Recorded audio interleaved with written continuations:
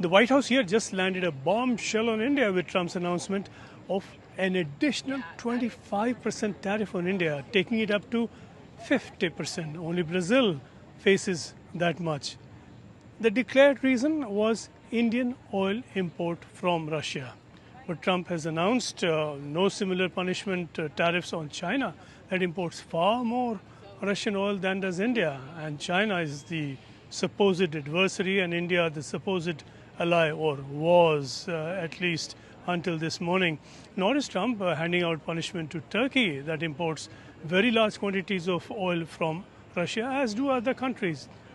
The 50% tariff will not be applied immediately. A 3-week window has been opened before implementation to leave time for negotiations. But clearly, for Trump, negotiations mean obedience and to him. So really time for India, as he sees it, as he would like it, for India to begin to feel the pinch of the coming tariffs and then begin to do as he says. That is not likely to happen. After taking a hard line in which the Indian government called Trump's demand to end oil imports from Russia as unreasonable and unjustified, India held on to its hard stand in the wake of that 50% announcement and in fact further toughened and underlined that declared position. In a statement immediately after Trump's announcement on Wednesday, an Indian government spokesperson said that India has already made its position clear on these issues, suggesting clearly that it is not considering a change. The Indian stand has been determined, the spokesperson said, by market conditions and the needs of 1.4 billion people, and those needs are not going away. The message was clear that nothing Trump says or wants can or will change that. The spokesperson said it was extremely unfortunate that Trump has applied high tariffs on India over actions that other countries are also taking in their own national interest, meaning clearly China, Turkey, and many of the others.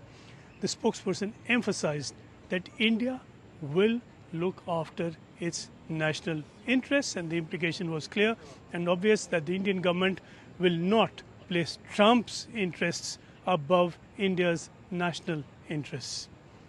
So as officially scheduled, a US team is due in India for further talks on trade, but really the stumbling block now is a reason that sits outside those trade talks. And who can say that Trump's latest demand on anything will be his last? His demands keep changing all the time, and in fact, in his agreement with some countries, he has announced his option to change the agreement as a part of the agreement. So how do you negotiate with a leader like this? Within the trade talks themselves, India has steadfastly refused to accept the US demand to throw open its markets to agriculture and dairy products from the US. In India, the livelihoods of millions of farmers could stand threatened if India were to give in to these demands from the US. So India has said no to Trump within the demands in the trade talks and said no to his demands outside of those. Trump is feeling miffed, and for Trump, personal irritation spills over naturally into state policy.